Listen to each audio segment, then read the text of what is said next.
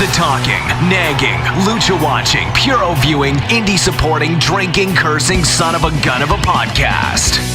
Join former pro wrestler and promoter Dave Dynasty and co-host Ike Isaacs as they talk wrestling and interview those within the business, bringing positivity back to pro wrestling. This is the Dave Dynasty Show.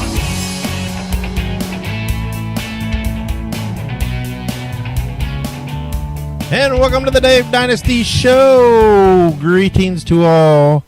I am your host, Dave Dynasty, joined as always by my co-host, Ike Isaacs. We thank you for joining the podcast that is bringing positivity back to pro wrestling, or at least attempting to. Some people make it difficult, particularly this week with all the leaked videos and pictures of a certain individual. Shame on those people. Shame, shame, shame. What are you talking about? What, wrestling? The page thing. Oh. Where the hell you been? Apparently under a rock. Here's the deal, folks. If somebody's going out and selling other people's pictures and videos off, the cloud or whatever means and putting them out there, shame on them. What people do in the privacy, their private, should not be shared for the public. And if you're out there sharing it and retweeting it and spreading it, shame on you too. Good Lord. Anyway. Some people, I swear, anything for a buck. I don't even think it has to be for a buck. They just do it for shits and giggles sometimes. And I mean, it's like all that stuff that's happening with like Emma Watson and Amanda it's Seyfried. It's all the same people. I think. Oh, is it? I believe. I don't know. It's all related, but oh man, just so you know, people that do that for shits and giggles, I like to shit on them and giggle. They caught one of the people that did that. I'm pretty sure they did start doing all those leaks. Yeah, I know. Whatever. But people, just don't do it. Let it die. Don't. God, I know they're in. They're public figures, but that doesn't give people rights to what they do privately. So, anyway, for shame. Well, we just came out of the gates blazing today. We thank you for joining us, however you do, whether it be iTunes, SoundCloud, or YouTube. And by whichever means you do, please subscribe, follow, like, and share. Leave some comments. And if you listen to us on iTunes, please rate and review us. Yeah. The only way to rate it is 5 stars, baby. We're 5 stars. You can't go all Meltzer and give us 6, so just stick with the 5. 5-star, baby. While you're out there, please check out DaveDynasty.com, where you can check out all of our sponsors. LuchaMaskUSA.com. There's a link there to go to their site for all your Lucha Libre needs. Check them out. There's also a link to go to LuchaLoot.com, and if you enter the promo code Dynasty, you get 10% off your first box, as well as a link for LuchaShop.com, where you can also enter promo code Dynasty and receive 10% off of your order, excluding masks. Because that shit expensive. It is. There's also links to our highspots.com and Amazon.com affiliates.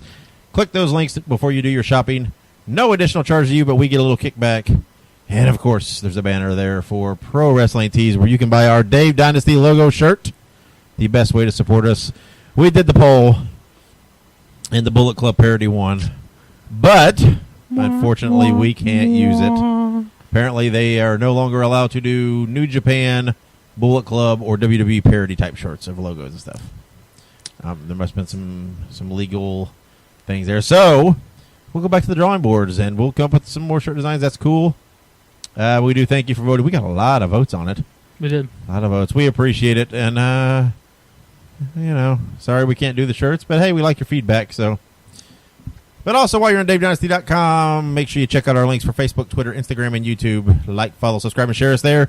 And if you ever want to send us any feedback via other means, you can always send us an email at dave@davedynasty.com. We got a hell of a show today. Yes, we do. Hell of a show. The Raging Bull, Manny Fernandez, on today. And, he doesn't hold anything back. He speaks his mind. God bless Manny Fernandez, man. Coolest thing in the world, though, you call to do the interview, and he's cooking. He's cooking for homeless veterans right there. Unbelievable, man. I mean, like, this is probably my more favorite. I mean, I don't want to put down on anybody else, but this is probably up there with like Brian Pillman and the one we did with Cole. Yeah. I mean, like it was a good interview. I mean, he was just awesome. He was nice, but he Oh my God! Talks about a little bit of everything. Talks about his days with teaming with Rick Rude. Talks about his feelings and opinions on the Four Horsemen, particularly Tully Blanchard. I'm just going to say one word, and you'll know what I mean when you hear it. But just remember the restaurant Denny's. Just remember Denny's. What else does he talk about? He also talks about Bruiser Brody. Yep, Bruiser Brody. Buddy of his talks about the death of Bruiser Brody and some of the ramifications afterwards. Of course, he talks about his what he's up to now with all of his work. He's helping homeless veterans. Man, he's out there. He's putting some positivity back out there. Yep, he's a Vietnam vet. He's a Vietnam vet. Just Navy SEAL. BTW. So, good interview. Make sure you share it. Everybody needs to hear it. And if you don't know who Manny Fernandez is, shame on you too. Go out and Google. Watch some of his stuff. One of the best. He's great. Should be in a Hall of Fame somewhere. And, Manny, you're in our Hall of Fame.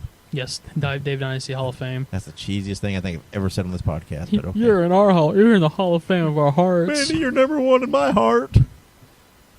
Manny Fernandez would be like, fuck your heart! Pretty much. I'm pretty sure he would say and I would appreciate that comment because that would be great. You'd be like, God bless you. Good dude. Great interview. One of the best. We got some good ones coming up. Got some lined up with some great people. And if you checked out yesterday, we did release a bonus episode. Warner's Wisdom, Volume 4. Every six or so of those, every 6 of those, we like to put them together with a nice Mance Warner 6-pack for you. Because people dig the Warner's Wisdom, and they like getting the episodes where they get to sit down and listen to them again all in one setting. It's like just marathon those Mancers. It's like cracking open a 6-pack of light beer with old Mance. Speaking of light beer, I'm wearing a Bud Light hat. You are in honor of fucking loser. In honor of Mance Warner. Yeah. Oh, Mancer. Had a Bud Light the other day. Didn't like it. Yeah, well. Actually, that was that picture we have on our Facebook. That's the right. green beers. That's us drinking the green Bud Lights. That's the only beer they offered in green. We had to have a green one for St. Patty's Day, so we just chugged it down and got it out of the way and moved on to the real stuff. Yeah, I'm just gonna say that I just chugged that shit down. Hopefully Mancer doesn't come find me. And it wasn't good, but I think it would have been worse if you sip it and stretch it out. But anyway, like old Mancer does. I don't think Mancer drinks anything in sips. No, he probably just down chugs. One after another. But yeah, so that episode's out there. So check that out in our archives and sit down and share a 6-pack with Mance. Holla. And while you're there perusing the archives, check out all of our old episodes. There's some good ones. The aforementioned Brian Pillman Jr., our most popular episode. It's great. It's amazing. We have an episode from Cole Radrick, Ace Perry, Garza Jr., Ross and Marshall Von Erich, Trip Cassidy. These are all our top listened to episodes, but they're all good, man. Yeah. Everybody's got a story to tell, and we like to get them on and let them tell them. So there's some good stuff. We got everything ranging from the veterans to the young guys to what have you. And I think let's see, our youngest probably is I'd say Corey Storm. How old is he? 16? I believe so. So 16, and then the oldest one probably is Manny Hernandez, wouldn't you think? Or is Coco, or not Coco Beware? Coco? I don't Coco know. Beware, we would interview you. Where are you, Coco? I was watching something the other day about shoot matches, and he was in that. But Bo Brazil is you junior. How old is he? Bo or Manny? I would think Bo was probably older. I'm not sure. I think he would be, because I think he was around before. Yeah, maybe. I mean, he helped train freaking Scott check him out. Steiner. Speaking of Bobo Brazil, that was our first episode in our Legends of Indiana Wrestling. And make sure you watch out this coming week. On Wednesday, we'll be re-releasing episode 2 in that series. Holla. With Scott Romer. Pretty good interview. Good interview. Long-time wrestling photographer, manager. He has seen, met, and photographed everybody. Everybody. Been everywhere. Printed in every wrestling publication. Still out there fighting the good fight as a manager and as a wrestling photographer. Yep. Better known as Saul Creechman, by the way. But where's he at right now again? He's in Indy. What do you mean? He's which promotion was it again? He's in WCWO. Yeah, WCWO. But he takes a lot of pictures out there. But some great stories about Dick the Bruiser. That's what we try to do, hit the high spots on the Indiana stuff. But old Scott is the former son-in-law of the Bruiser. So he's got some good tales to tell. So check that out. That will be out Wednesday. And who was it that we interviewed that said that they were at the wedding? Was that Manny Hernandez? Manny Fernandez? Yeah, I'm pretty sure he was at... El Bracero, maybe? Oh, no, yeah, it was El Bracero, wasn't it? Yeah. but that's coming up. That'll be the third installment. That's in a few That's right. weeks. Oh, did I ruin something? No big deal. Okay, yeah. That'll be episode 3 though, coming in a couple weeks of the Legends of Indianapolis. El Bracero, Jose Martinez. He was at the wedding. That's who it was. Yeah, he was at the wedding uh, there. Sorry, that was a that's random coming up. But we do have some. I got some other guys on the hook for interviews. As long as everything holds true, we will be interviewing this week. Michael Kingston will be our first non-in-ring performer guy. He is the creator of Headlocked Comics. Very, very cool comic book based upon wrestling. Doesn't Jerry Lawler write Jerry Lawler does the covers. He does the art. Okay. But they are always releasing episodes, issues, and stories written by everybody. I mean, they got stuff coming out from Kenny Omega, the Young Bucks. They're doing work with Ric Flair. They're doing work with Cody Rhodes. They've done work with Christopher Daniels. They have everybody. But yeah, we got an interview scheduled this week with him. Hopefully, the schedule maintains. A couple other guys I'm trying to get set up. Good stuff coming up. Oh yeah, lots of good things coming up from the Dave Dynasty Show, but probably maybe none more entertaining than the one you'll listen to today. Yeah. I say that, but we always say that, and then something else comes. But there's always something a little bit better. The Manny Fernandez, man, that's a gem. He's a great guy. Like great these are interview. stories that I'll probably tell my kids when they be like, "Man, there's this wrestler." I tell you what. It definitely a look into the old school mindset, and good stuff. Yeah. So let's don't delay any longer. Let's just get to it. We've been hyping it up. Let's just take a break, and when we come back, we'll have Ike's interview with the legendary Raging Bull Manny Fernandez. Stick around. Visit LuchaMaskUSA.com for official high-quality Lucha masks and merchandise, straight from the luchadors themselves. They have a huge and always growing inventory, so check back often. That's LuchaMaskUSA.com. And welcome back to the Dave Dynasty Show. I'm Ike Isaacs, and today I am joined with another fantastic guest, the Raging Bull, Manny Fernandez. How are we doing today, sir? How you doing, Mr. Diamond? Everything going good for you? Oh, it's going great over here. Yeah, it's going great here. I'm just talking to you and cooking at the same time from my bed. Well, they're going to kill me. All right. Well, then we'll just hit the ground running here, so you can get back to cooking and doing your Let's go. thing. All right. So you're from Texas, right? We got time. All right. So Yes, sir. Tell us what your first memories of wrestling were when you were a child. I never watched wrestling when I was a child. Never inspired to be a wrestler. Really? That's where everybody gets it wrong. No, I went to West Texas State University after I came home from Vietnam and played football there, and I got a scholarship. I never watched wrestling. The only wrestling I watched was the wrestling I did through my amateur ranks in high school, college, and NCAA's, national. That's it. I didn't watch pro wrestling at all. I had no desire whatsoever to be a pro wrestler. I wanted to play in the NFL for 15 years, bro. That was my dream. Yeah, that was my dream. So my first memories of wrestling was Dick Murdoch trying to get me to become a pro wrestler when I was playing college football at West Texas State, because they went to watch me wrestle a freestyle tournament where I won the freestyle nationals, and they were all excited that I could do that. And they coached me, and I told them, "Are you crazy? I'm going to play in the NFL for 30 years." So, it went from there. Yeah. I have no memories of people wrestling. I got very fortunate. When I started my career, I met the guys like Pat Patterson, Ray Stevens, Pepper Gomez, Katie Shibuya, and I think my second match ever was a tag, me and Murdoch against Kevin Sullivan and Roddy Piper. So, yeah. It freaks everybody out because everybody thinks that everybody aspired to be a pro wrestler. Now, Yeah, I was say it's actually pretty common. I know I've heard a lot of people, they start out wanting to play like a sport. It's actually, football's really popular too. So they want to start out playing a sport, but then they eventually evolve into it. Definitely. Yeah, that's right. At West Texas State, it was like, everybody and their mother came from West Texas State back in the day. Dory Funk Sr., Dory Funk Jr., Terry Funk, Bobby Duncan, Richard Brody, Stan Anderson, Merced Colicchio Santana, if you all know him. Of course, that piece of garbage quarterback we had, Tolly Blanchard.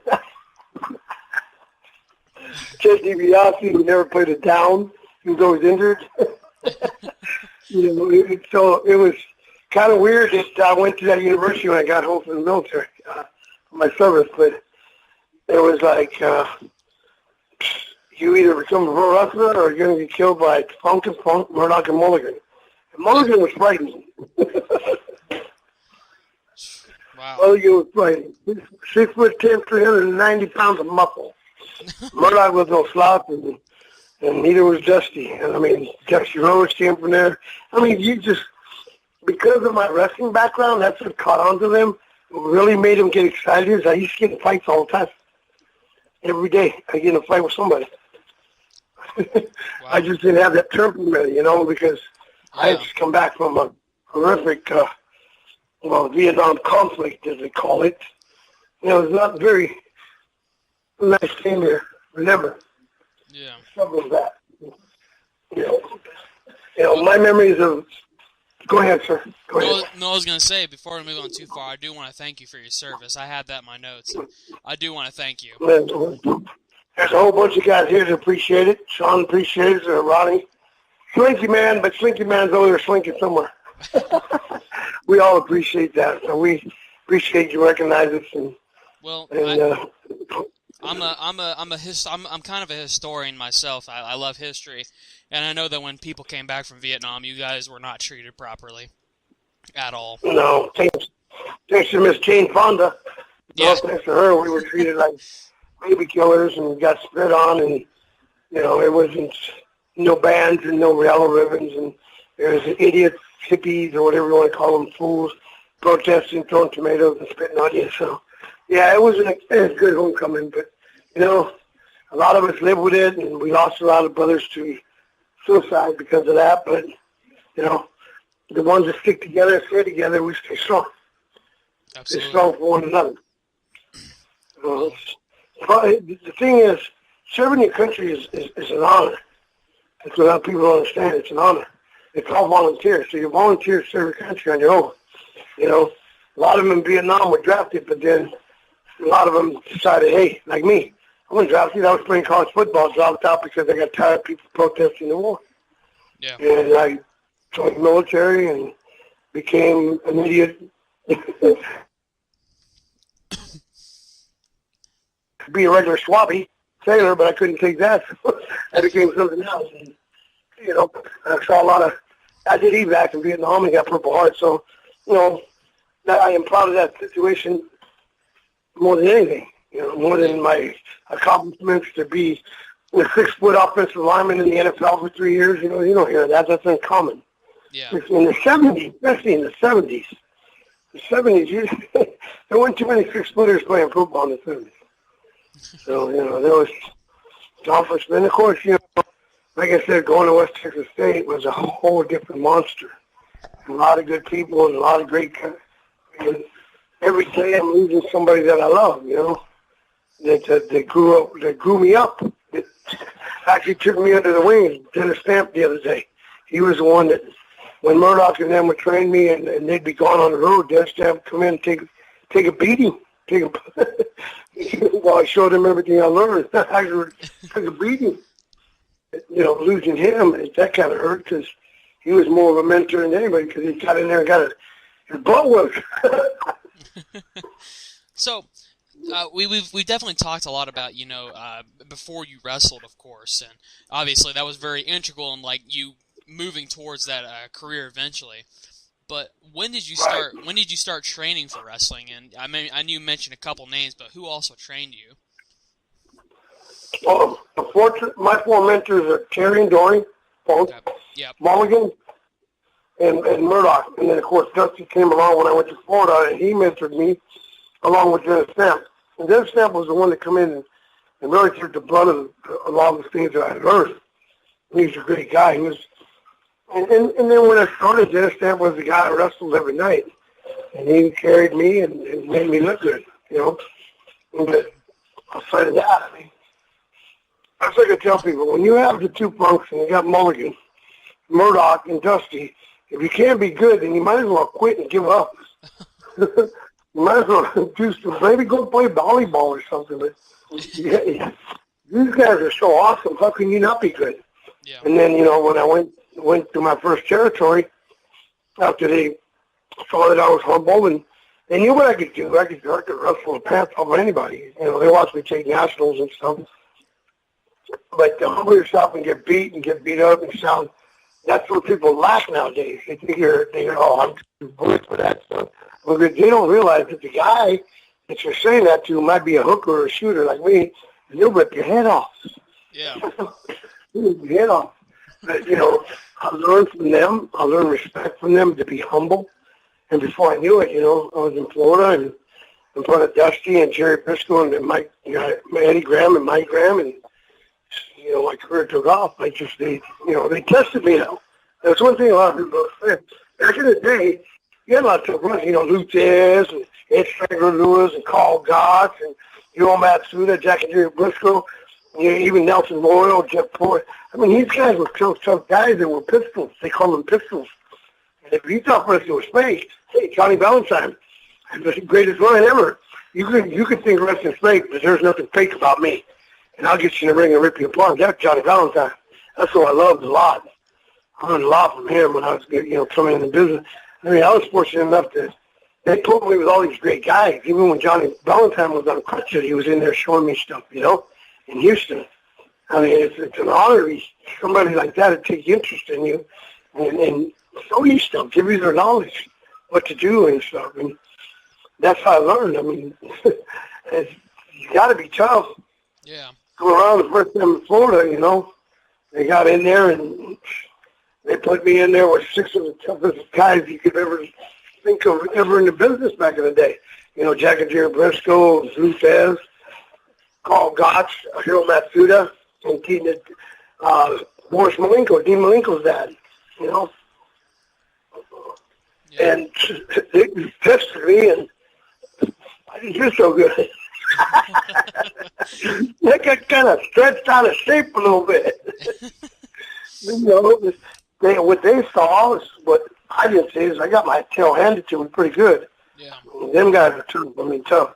And when it was all said and done, Eddie Graham and Dusty come down with Jerry Briscoe, got together and said, well, this kid is tough. And I looked at him and go, tough? You guys just whip my ass and tough.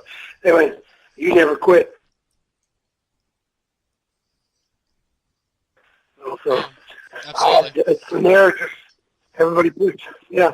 So, I mean, that was my experience in wrestling, really. Yeah, absolutely. So, and obviously, like you said, you had like plenty of people that pretty much surrounded you that definitely helped you along the way. But I know you mentioned Dusty Rhodes, and obviously, you probably did. I don't know if you had a relationship with Dusty, but I know you said he kind of trained you, and you guys kind of met along the way. I had a great relationship with Dusty. If Dusty Rhodes wasn't my booker for 25 years, I wouldn't have a job. I had a fantastic. And Ricky Moore and anybody that was around us, Magnum PA, Perry Windham, they'll tell you, Manny Fernandez was the biggest pain in the ass in the dressing room. He got pissed off. I beat up Tully, stretched Luger, slapped around numerous guys. And if Dusty was not my booker, I'd have been long gone. And I was with him for 25 years. Everywhere he got the book, he called, told me to give my notice, and come Florida, come to Carolina. That's as a matter of fact. Thank God I had him. That's how close we were. Me and Dustin, I grew up with Dustin. Dustin Rhodes was a kid that I pushed around all the time, getting tough. So, and his wife, Michelle, we were all close, very close. Yeah. So, obviously, Dusty passed away very recently. I don't know if you. Yes, he did. I don't know how you took that or not. I took that very. Those are West Texas guys. The guys from West Texas State are so close. We all call each other. Like Terry called me about Dennis. Terry called me about George Animal Steel, and then he called me about Chavo Guerrero because Chavo Guerrero was one of the Guerreros that worked for Dory Von Senior. All the time they had the Amarillo territory. Yeah. So, you take those things very, and I lost so many guys helped me. Chavo was my mentor, and as far as being my tag team partner, he coached me in high school when I got kicked out of high school in California. and I won a freestyle national championship for him in high school. So, yes, he's like my family. We're losing guys. If we take a guy like me and see potential and then just carry him and make them realize that. But they taught me respect and to be humble and how to earn it. Absolutely. Something that doesn't happen anymore. You know, it's sad. I watch these clowns. You know, here's a bad thing, man. I get 1 million friend requests. And you think I'm going to friend request an idiot that's got a belt strapped over his shoulder and blood on his face? It's stupid. That's so stupid. It's like, who are you trying to impress, dude? It's not impressing me. You know, who can't have a belt nowadays? You buy them on the internet. You know what I'm saying? Yeah, absolutely. It's ridiculous. I mean, me and Terry Falk were at a dance convention one time in Maryland. We walked in the dressing room, and every guy had a belt. So I made the joke, I go, hey, Terry, where's your belt? He goes, around my waist, damn it, kid, and that's where it's staying. Oh, man. So, you know, go ahead. Go ahead, sir. Go ahead. Sorry. I was going to say, you know, pretty much at this point, I mean, like, if anybody doesn't know, you know, Manny has a lot of experience. I mean, if you just take who trained you, I mean, that alone gives you more experience than a lot of people these days. Oh, God. Yeah, I mean, like, I mean, that was the golden age of wrestling.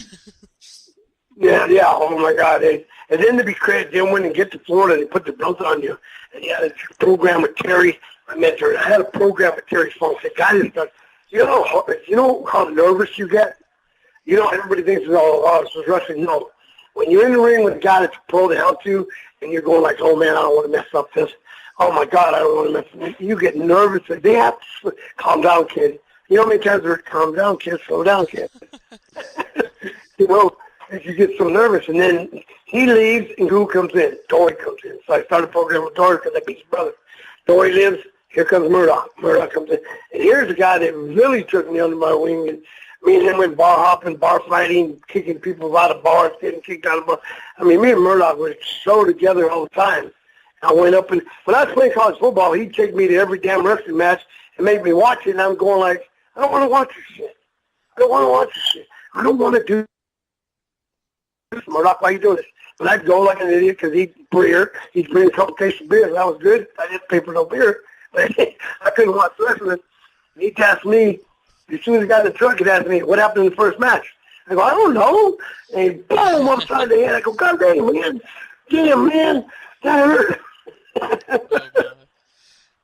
He said, I told you to watch. He said, damn. That's what I had to do. I had to, even though I didn't want to do it, I just watched.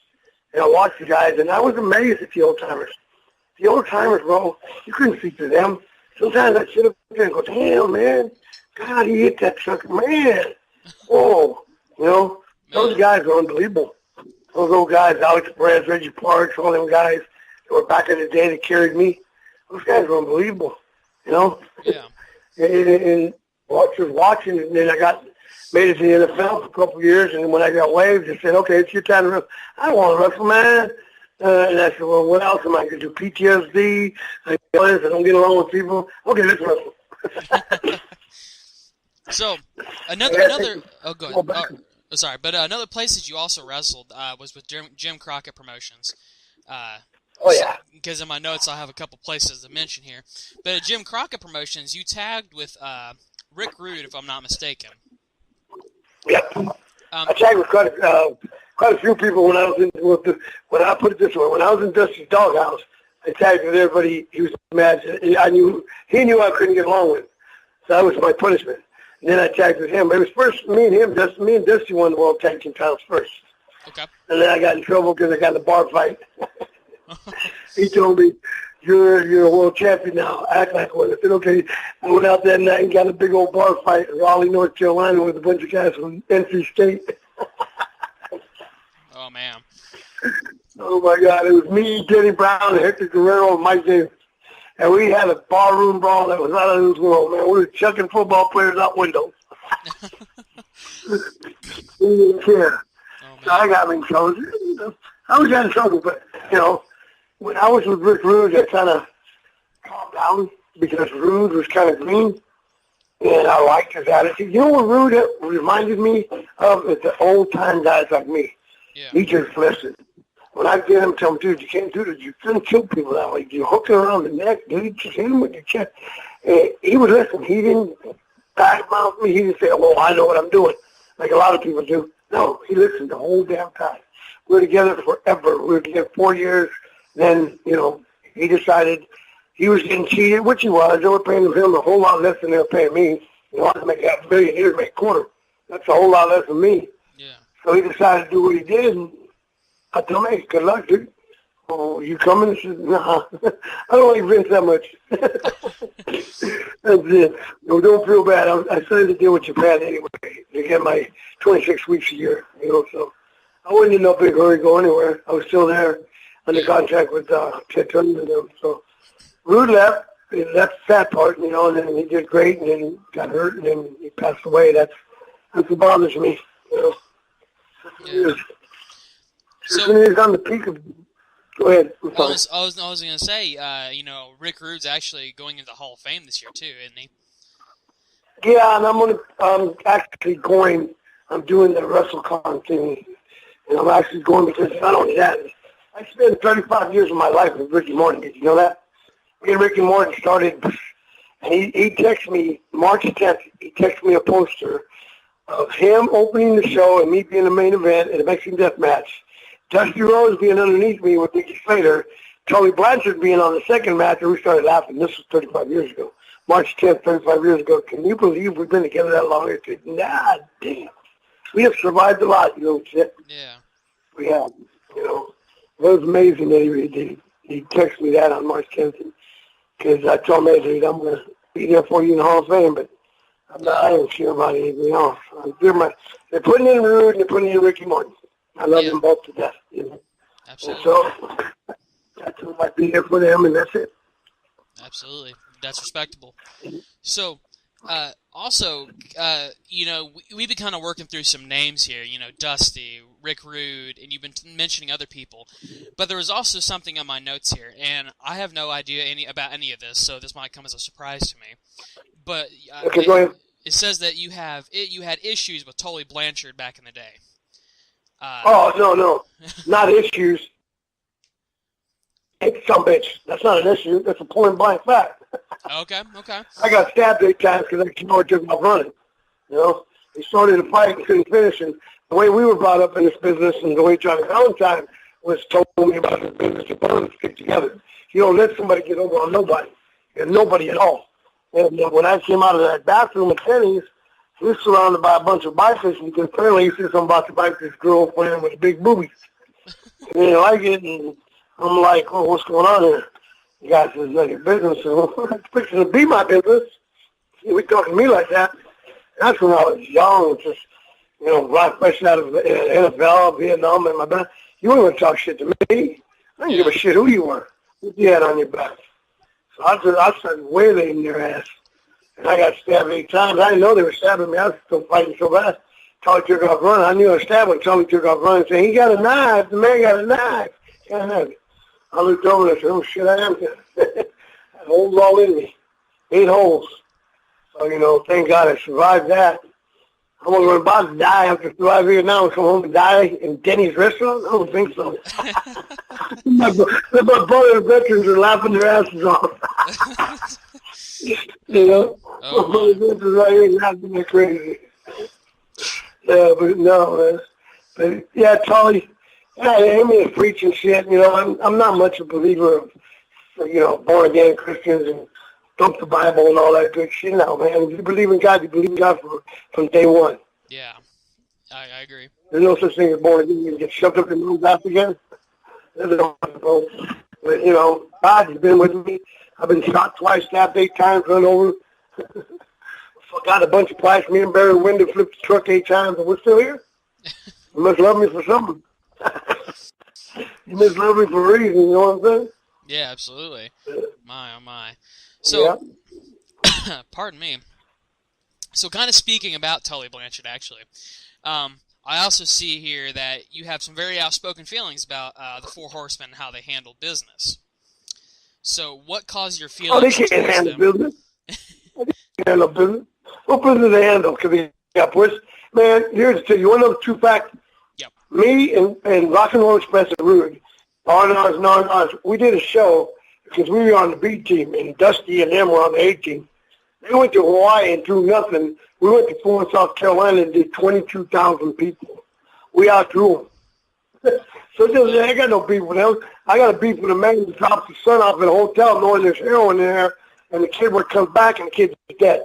I got a beef with that. What kind of father are you? Okay, I got a beef with that. I got children. I help vets out. You know, the problems, okay? I got a beef with the guy knows your son's got a problem, yet you take him to that problem and leave him and he ends up dead. That's my beef, okay? That's not a man. And I told him that to his face. And if it wasn't for Booker T, I probably knocked the fuck out at WWE. Sorry I said that. No, you're That's a okay. bad word. But yeah, when you're talking about him, it just irritates me. And when Booker T telling me, you better stop. You're not going to do that. You better leave Ric Flair alone. And I walked up to him anyway and slapped him hard back. I said, what's up? But, you know, I can't. Yeah. Everything you're blessed with. You should protect that now. Just like you protect the flag, my anthem, my country. I do that. I got two beautiful, nothing in life, always taking care of everything. And I make sure nobody touches my kids. I make sure my kids, they're in college, playing ball, scholarship. Why? Because I'm not going to let them around to like stupid people. That's the last thing I told them. I will literally destroy you. You know, as a father of two girls, you know, that's even harder. That's harder. You know, and it's just problem, and you don't help them with it. What kind of person are you? Yeah. I can't get that. I'll never understand that. Nobody's going to convince me that it wasn't his fault. I mean, it wasn't his fault. You're a father, and you know your kid got a problem, you're going to do it, and you're not going to help him? That's ignorant to me. Absolutely. I agree. So, maybe to kind of phase onto a more positive note, you also knew Bruiser Brody. So when did you Oh, meet? man, my God. There's no Bruiser Brody. When did That's you meet my Bruiser? baby. I met him in 1981 in Japan. Him, Stan, they knew about me from the reputation of West Texas State. You know, I never met him, but I heard about them. I seen him do some stuff, and I seen him on TV sometimes. I knew they were West Texas guys, and everybody has a West Texas style. Everybody calls it the West Texas style because we're physical, we're solid. Back in the day, we laid them in. We were solid. We hit you. So I got that from all them. And first time I went to Japan, I didn't really know what to expect. So my first match ever in Japan, we're in the Tokyo Crockett Hall in Tokyo, and I'm in a six-man tag with Stan Hansen and Bruiser Brody against Baba, Inoki, Sakaguchi, and I'm going like, what the hell, man? I'm in here with all the offense. So I get out there, you know, and they let me start. And me, I'm thinking it's the States, so I start wrestling. Next thing I do is I get my hair pulled back from my own corner. I get pulled back in the corner by all my hair. And Stan and Brody got a hold of me and grabbed me and said, if you don't start kicking the hell out of these Japanese, we're going to kick the hell out of you. I turned around and said, you ain't got to tell me twice. So that's where I picked up the nickname Cemento. The Japanese call me Cemento, which means cement, which means I'm stiff. Yeah, absolutely. Yeah. So, and the greatest thing was that night, Stan and Brody took me under the wing in Japan and showed me everything. Took me out, got me a sponsor. We ate free, we drank free, we got drunk. They were telling me about my stories at West End. Did you really beat up that guy? What's going on? I said, yeah, well, you tried to tie my toes together. And I took it out my 45 and stuck it to his head and pistol whipped his ass. I always got kicked out of college before I started college. That's a crack me up, because, man, you don't come messing with somebody you don't know and you think he's a freshman, but you don't even Vietnam vet, and you try to dental floss his toes together, and you got a 45 under his pillow and it sticks in your eyes, you're in trouble. All right, son. You're in a lot of trouble, man. Like I said, I got lucky that the offensive line coach that recruited me to UCLA, Joseph Luca, told him, hey, man, y'all don't understand. He's a Vietnam veteran. And they went, oh, my God, why didn't you tell us this? So, it was kind of a funny time. I had a great, so we talked great stories like that. And I told him, yeah, and that's how we got close. I've always been close to Stan. In fact, me and Stan and Brody were so close. Brody used to pick me up in San Antonio to go train. Hangover or no hangover, I was getting up to go train because he was jerking me out of his bed anyway and kicked me in the ass to go. So the minute I heard him honking, I was outside. I didn't get to city man. I didn't mess with Brody. I didn't mess with Brody, man. He was beautiful, man. Funny was part about Brody. Both of us were in Decatur, Illinois, and Bob Geigel said something to him, or just called his wife or do something, saying he couldn't find Brody. So Bob got in a panic and started calling around, and Brody got all upset because he was at the gym. And Geigel was sitting there reading the paper, taking a dump, and all of a sudden Brody come through the door, and I knew he was pissed because the door went flying open, he stomped by me, and all of a sudden he kicked that bathroom door, that toilet door, boom! And they went around and hit the guy go right in the freaking head. He goes, if you ever call my wife again, I'll put another boot in your ass. Oh, good Lord. I love Frank, man. I love Frank Goodness. He was the greatest. And Tex Fernandez would say the same thing, man. Not only that, he was a brother. He was a brother. He took good care of me. He made sure that I was taken care of in Japan. And for my 11 years in Japan, thanks to Brody and Hanson, I had everything. Never had to spend a dime. Never spent a dime. Brody, Hanson, Murdoch, and Murdoch was there too. And they just, and then from when when Murdoch passed, Steve Williams knocked to death. I had bad news out. Everybody seemed to want to take care of me in Japan. And they just, Hanson, when Brody, and I was the first one to be told in Japan. I was supposed to go from Tokyo to Puerto Rico. And then that happened. And the Japanese, Hattori came over and told me in his broken English, oh, Manny-san, no Brody bad. And I go, what are you talking? Tell me in English. Oh, Manny-san, bad. Bad what? Bad what? I was getting frustrated. What are you telling me? Brody bad. Brody bad. And somebody come in and goes, Brody got killed. I go, what? Someone's patience. Don't mess with me, but, it just hurt me. And they right away changed my ticket going from San Juan back to Atlanta. I said, what are you doing, man? Why are you guys doing that? And they go, oh, we know somebody. I get there, I'm going to kill somebody. Yeah. That's my brother. So, of course, I didn't get that opportunity because they sent me to Atlanta. But I got ways of doing things. I got something. Not what I wanted to do, trust me. Yeah. Lined them up, blew them up sky high, man. But, it's just all the people around me, Dusty, and everybody was worried, you all right? You'll be all right? No, I'm going to be all right. What you did was wrong. He did, it irritated me because he done so much for me, helped me so much. We went to San Antonio together for Joe Blanchard in Japan. I mean, there wasn't time that he'd pick me up and wake me up at 6 in the morning, let's go train in Japan, took me to the gym. I mean, all the guys from West Texas State, why they got so close to me, Tito, even DiBiase, all of them, they all took me under the wing. But Brody was he was like my brother, and my big brother that watched over me, that hurts me, to think about those people getting away with that. And it just bothers me that you got away with it. Yeah. And till this day, but, I got, like Barbara said, sometimes you just got to let it go, don't kill yourself over it. But, yeah. So if but it's hard. Oh, go ahead. No, go ahead. I just said it's hard.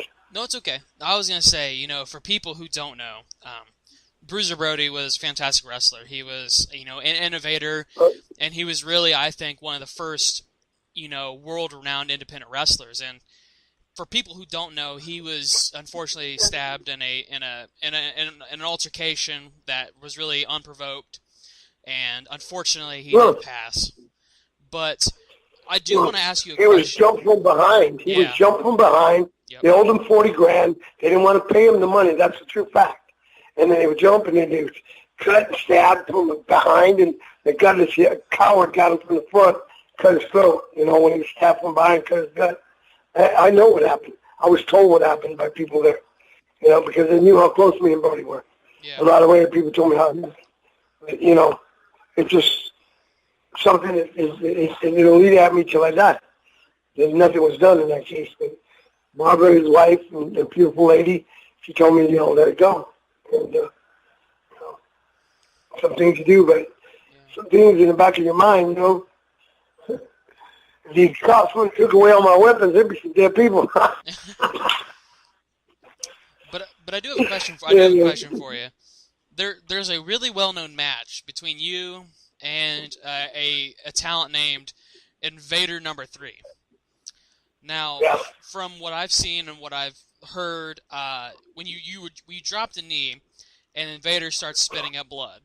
Now, he says he has a different story. I've heard him tell many a story. But can you tell us a story about that match? What's he say? If I'm not mistaken, I don't know what he said because I never heard him. What's he say? I can't kill that bastard. Yeah. I'm pretty sure the gist of it is they said it was a work. It wasn't real. Yeah, right. Yeah, it was a work. That's what they want to say. Just like they didn't murder Bruce Brody, right? Yeah. That's bullshit. It's bullshit. Yeah, they can say whatever. They're in Puerto Rico. We got a nuke that island. It was to me, I nuke all them people. But I ain't in charge of the military. And it's a dump. Yeah, I got you. Dump to me, man. Yeah. The people got so mad at me there. I had a spark plug, so get through a spark plug, cut my lip, dang that off my face. I had to have 7 stitches to put my lip back together. So I hate that place, man. People don't got no control over nothing. That's why I say nuke it. Well, that's not nice. That's my personal opinion. If people don't like it, then kiss my ass. I don't care. Well,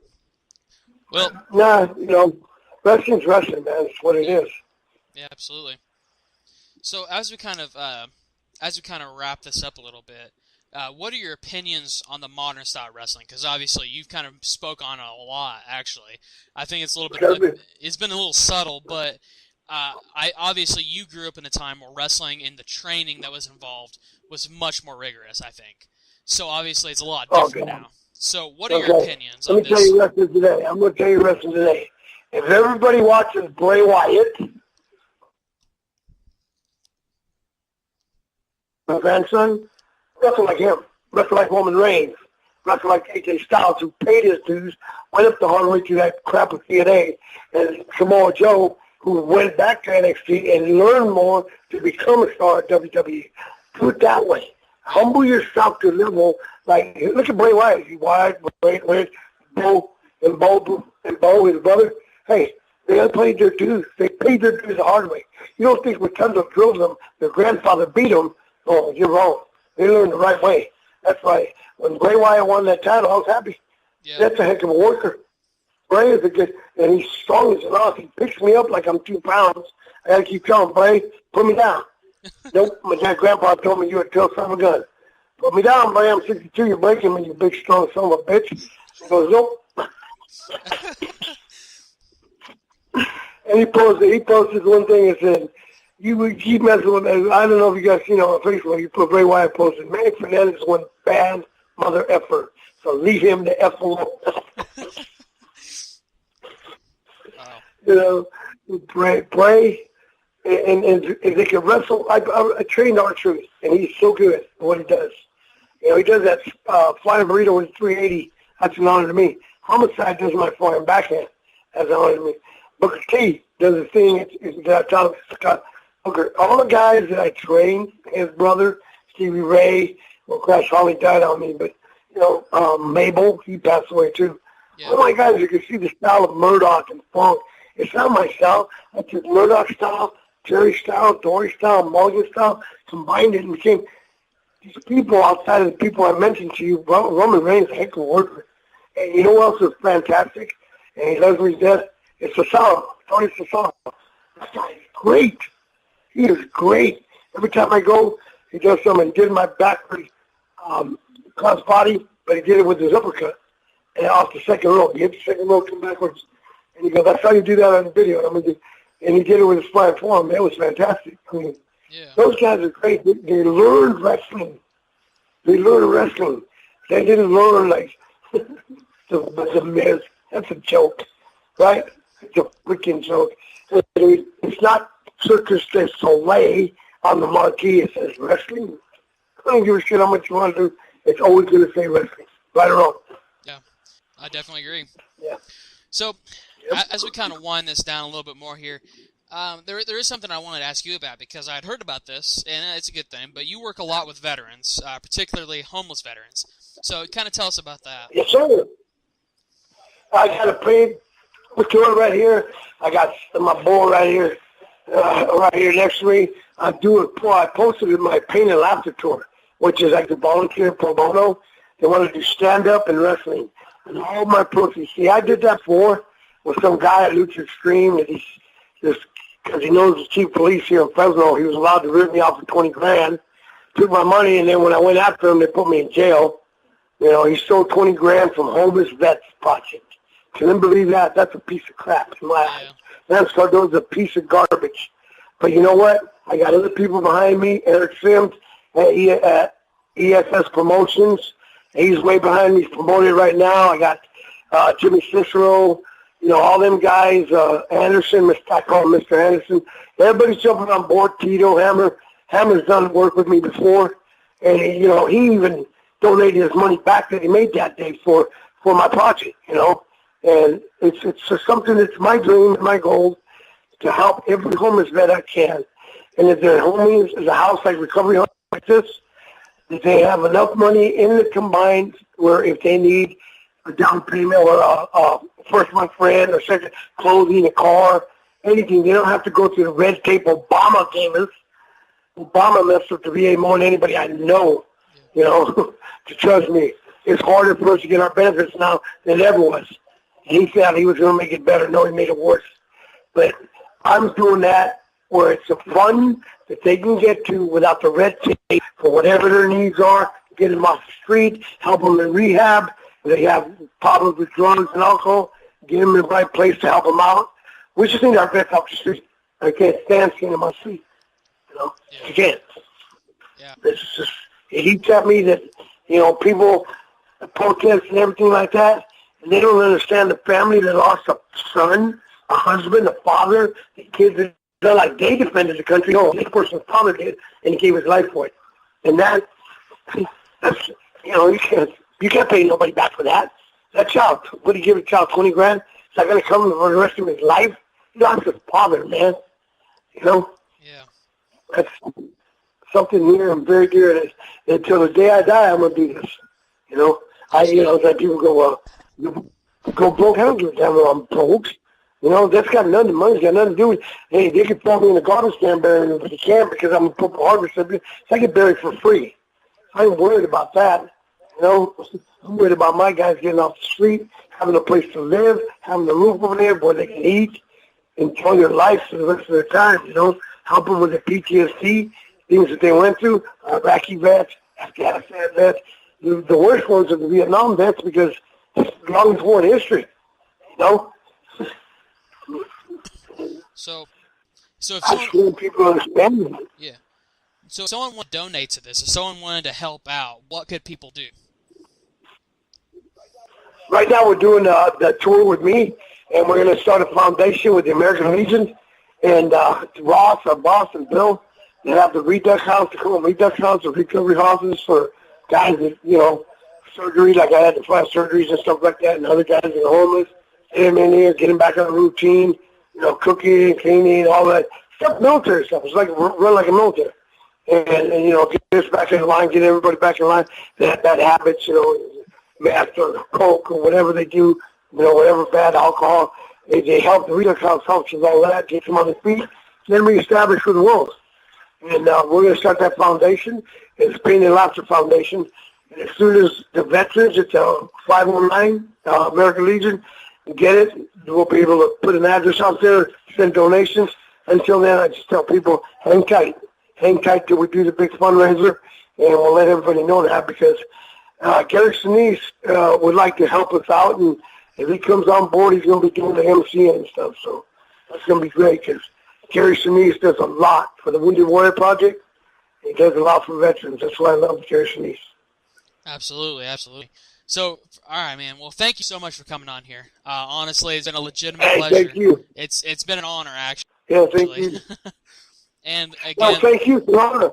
It's an honor, Diamond. It's an honor for us because, I got friends like Mitch Steinfeld that's helping out with Pain and Laughter. Eric Sims is really pushing Pain and Laughter. And you just announced Pain and Laughter. And here comes my Captain Redux, who's been sleeping all day. I like messing with him. He's the captain of the house. I give him crap.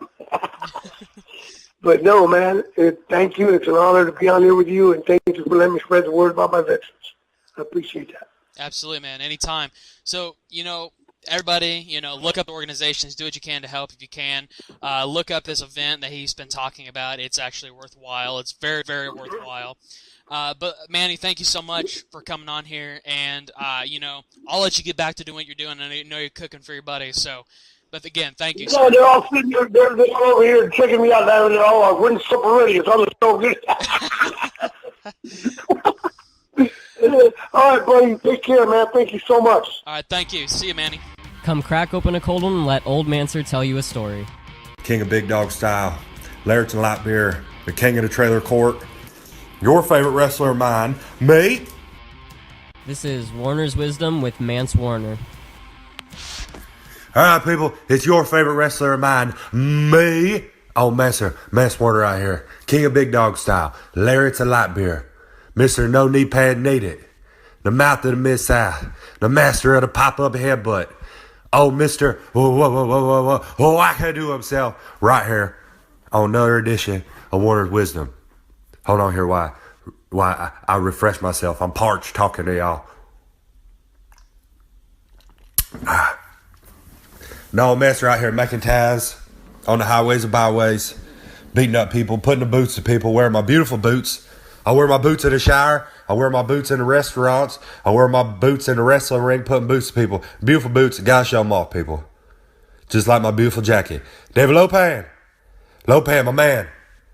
My hookup on my beautiful, beautiful garments. My beautiful jacket I wear out to the ring. Got another cold going on here because I'm in all these towns. There's all these sick people. They keep getting old Mancer sick. This is the way it is, people. It's all right, though. It's all right. Mancer will never die, people. I'm out here making these towns, getting the green and the white.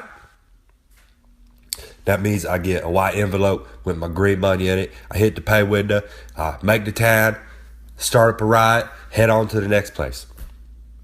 Now, like I said, we on the Dave Dynasty Show, Warner Wisdom, and this is episode, hell, I don't know, could be 1,000. I ain't even sure anymore. I make them, send them out.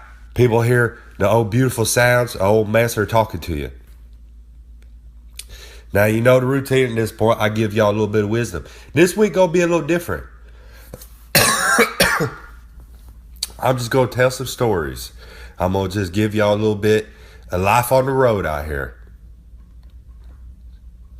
Now, first and foremost, old Mancer could finally lift his arm up, the arm I throw my lariats with. I can lift it finally, fully above my head. Last week I couldn't get out of bed, couldn't lift my arm up. My whole body hurt. I had to have my fitness pack with all my goodies, had to have my light beers. That was the only way I was getting through the day, people.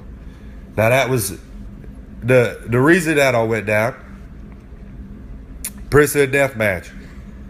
Hell of a show, people. Hell of a show, people. I was throwing out so many wackadoos throughout that whole event. You gotta buy it. Coming out soon, I believe. I hit up old Manawal. He'll tell me exactly the date. I'll post it on the social media, on the SoundCloud, on the YouTuber, on the Twitter, on the Instagrammer, on all that. Now I'll let you people know when Prince of the Death Match come out. Then we got King of the Death Match. Everyone knows old Mancer invented Death Match. You go back into the archives of Warner Wisdom. Old Mancer invented that. I believe it was back in 82. I believe so. I drink a lot. I get hit in the head a lot. I forget things. Go back in there. You'll listen to it. I feel like I'm going to die again. But here I am, people, giving you knowledge out here. Now, okay, let me get back to these stories here. Let me get back to what I was going to tell y'all about. Inform y'all about. Give you a little knowledge out here. Now, story number 1 for this edition of Warner's Wisdom. Well, Big Doggy, the groundhog. Right here, letting y'all hear a little bit of something. Story number 1. Made a town this weekend. Beautiful venue. Had a lot of people up in there. I was out there rocking and rolling, people. Coming out there at the wackadoos, pop-up headbutt, big boot, lariat, ripcord headbutt. Locked him up in the buck snort crab. That's a half crab. For the people who don't know, it's called the buck snort crab. Get with it, people. Come on. Get with the hashtags. Get with all the social media now. Okay. So old master makes his way out the curtain toward the ring. And there's a group of youngins out there, hooting and hollering, all hopped up, ready to rock and roll too. Well, master's ready to rock and roll. I'm ready to start up a riot.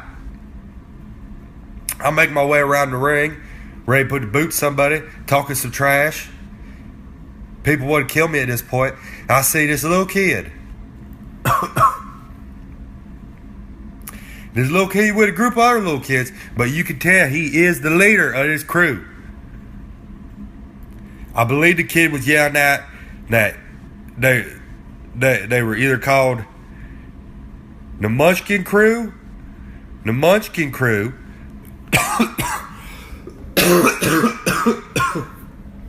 the Apple Dumpling Gang, or PK and Sandy's. I ain't sure exactly what name they were. But they were saying they were a local street gang. A gang of 8 or 9 year olds that were they tore up the whole community. They were busting out windows.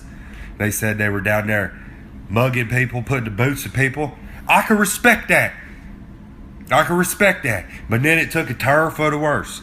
The leader of the Munchkin Crew stepped to me. As old master politely moved him out of the way because I was getting up in my chair to do my preaching to all the kids. I like to get on my chair, like to find a chair in the crowd. I like to ask them if they could read, if they could count. I didn't tell them who's number 1. I tell them who the best is. That they're lucky to be seeing Mance at this show. I'm the man. Ain't no one gonna beat me. I like to preach to them, tell them to stay in school.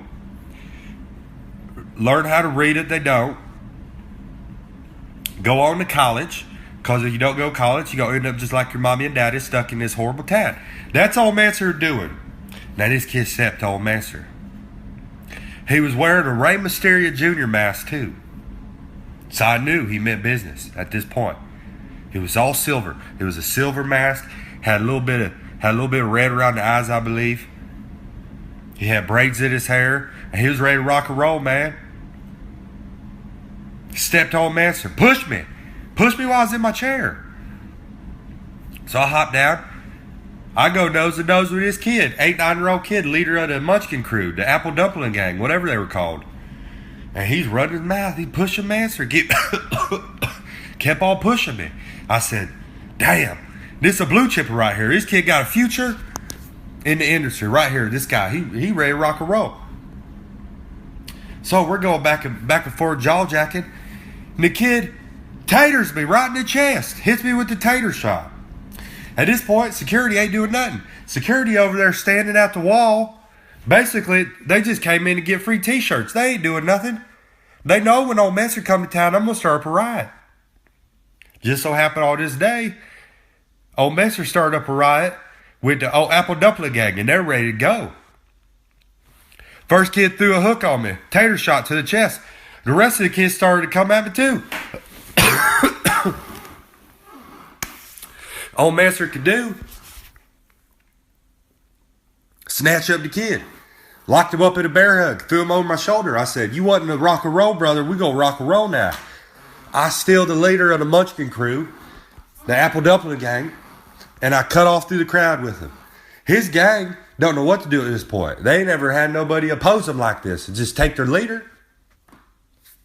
So I snatch up little Ray Ray, take him to the ring. I roll him inside the ring. I say, hold on, kid, we about to go. By the time I make my way around the other side of the ring, kid's already hauled ass. He got out of the ring, ran back to his seat, didn't say another word to Mance the rest of the night. Now, I was ready to give him his moment, give him his 15 minutes. I was going to roll in there. I was going to step to him, grab microphone, explain the rules of the contest, one-on-one. Old Mance going to defend his title. Going to defend his title. I'll get into that next week. I'll tell you all about my title. I've had it for about 15 years, undefeated. No one's going to beat me for this title. Never, ever, ever. It's Mance's title, baby.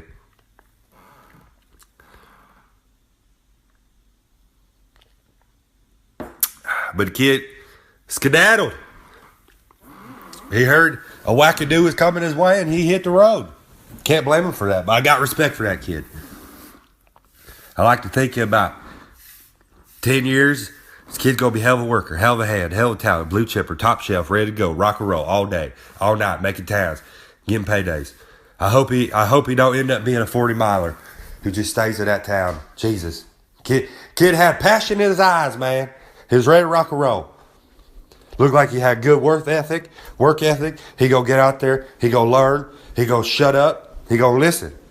A lot of people don't do that nowadays, people. That's all I'm saying. A lot of people don't do that. They want to stay in one place. And that's all they want to do. That's fine. Okay. That's story number one. Story number two.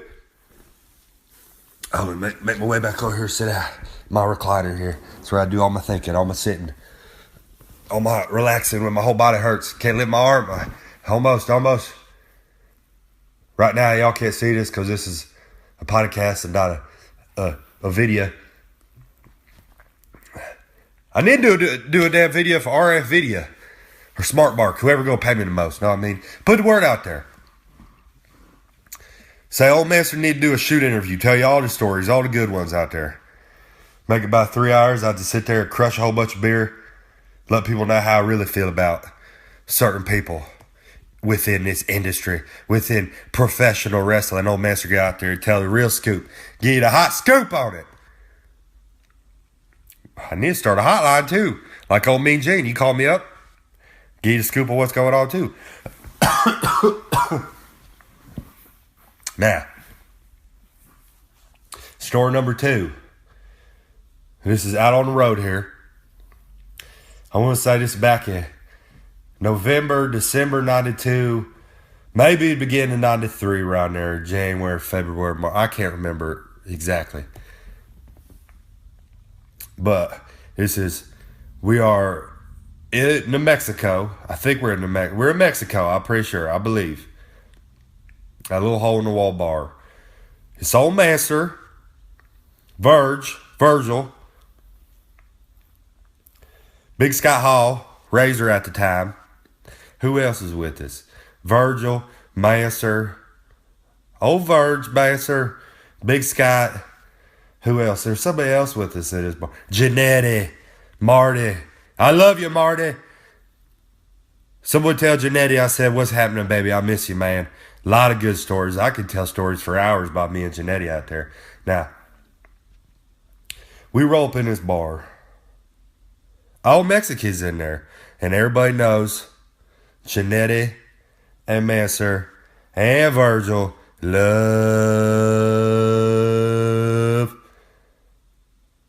the tan Mexican ladies. Oh, Lord have mercy. I could go on. I could tell you stories about that too. For hours and hours. Anywho, we roll up in this little hole in the wall bar. Ain't really nothing around it. Back then we had no GPS. We had a road map. Sometimes I dip too much into my good bars, my good bag and my fanny pack. I'd be at the wheel. We'd end up places, don't know how the hell we got there. Me and Virgil will be arguing, yelling. Big Scott be critiquing our stuff, and we start arguing with him. Janetti just always in good spirits. Ain't nothing ever going to bring Janetti down, baby. Now, so anyway, we walk up in this bar. Old Master instantly gets himself. I say, just give me 6 light beers right now. I don't want to have to get up and go get them. I don't want to have to go back up here. My body hurts. Leave them at the table.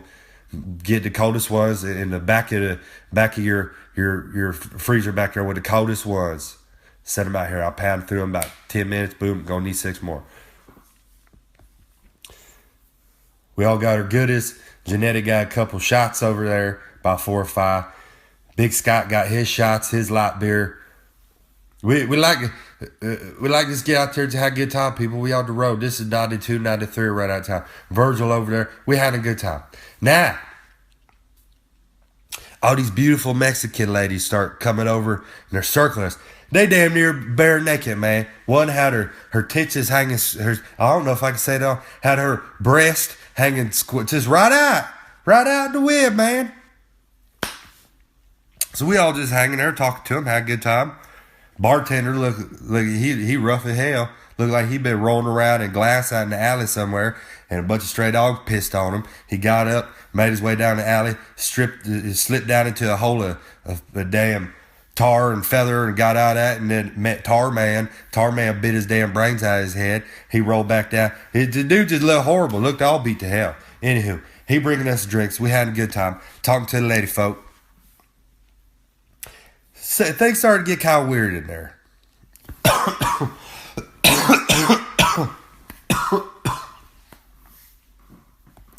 Now, I went to the bathroom, take a piss, check myself out, make sure I look decent for the ladies. They ain't got no mirrors in there. There's no mirrors in the bathroom. So I'm trying to find a mirror anywhere in this place. There ain't no mirrors nowhere. The ladies start getting kind of push it down like my ladies would be. Now,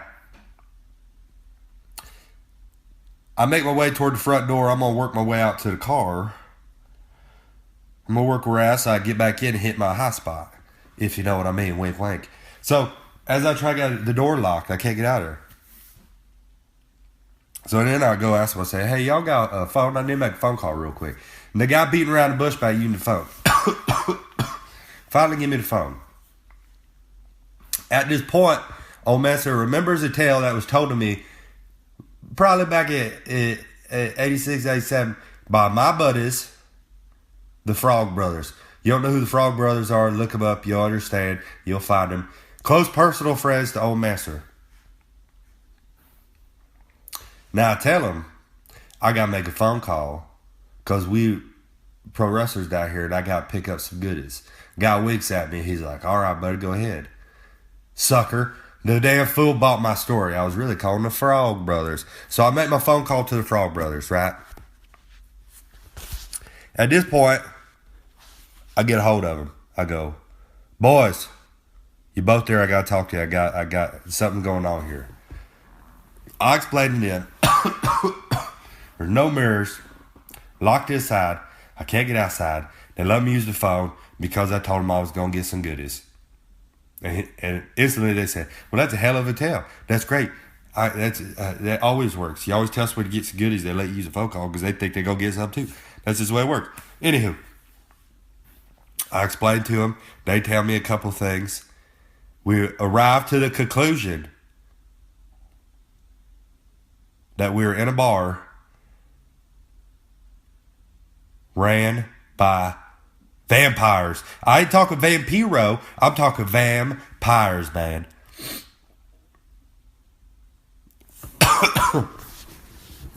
Now, the advice that was given to me was, I got to get the boys. We got to get the hell out of here. Now, I know at this point we're going to have to fight our way out there. This might be a 2-part one because this story going to go on for a little bit. Now, I got off the phone with the Frog Brothers. They gave me advice on exactly what I need to do at this point. I got me a blade on me anyways because I'm always ready to rock and roll. So,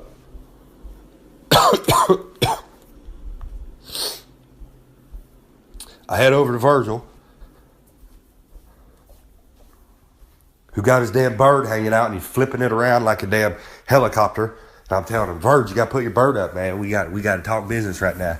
I explained to Verge, Big Scott, and Marty what the hell's going on. Marty looks me square in my eyes. And he goes, brother, I've dealt with this before. I know what we got to do right here. Scott, he ain't worried at all. Scott's always ready to go. Virgil got a little worried. And he put his bird up real quick, very quick. Bird back in his trousers. I said, okay, Virg, you're with us now. You just get ready to rock and roll, baby. We got up, and the chaos and the insanity that occurred in that moment, we were punching through skulls. Janetti is busting out the rocker dropper. Virgil throwing drop kicks at haymakers. Big Scott's is punching people's head off. He's doing a discus punch. Boom, boom, boom. I'm just screaming wackadoo running through their head, butting through bodies. There's blood everywhere. Slimy, black, red, dirty blood all over the place. We're throwing people up into the air into fans.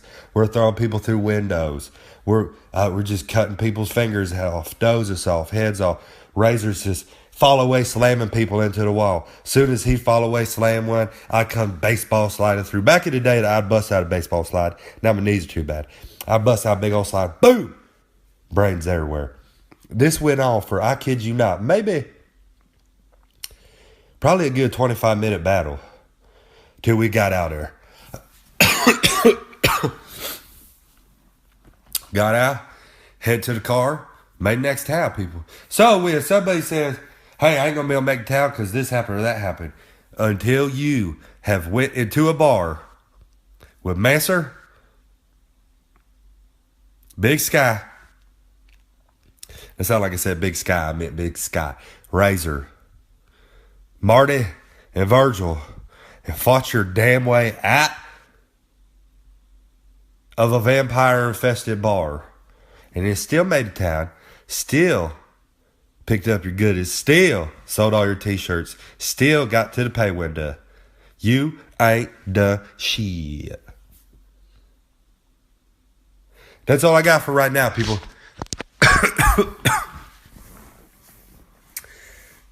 Now, until next time, this has been another edition of Warner's Wisdom, baby. From the king of Big Dog, the king of the trailer court, the master of the pop-up headbutt, Larry to light beer, old master. I'll see y'all next week. This is on the Dave Dynasty Show.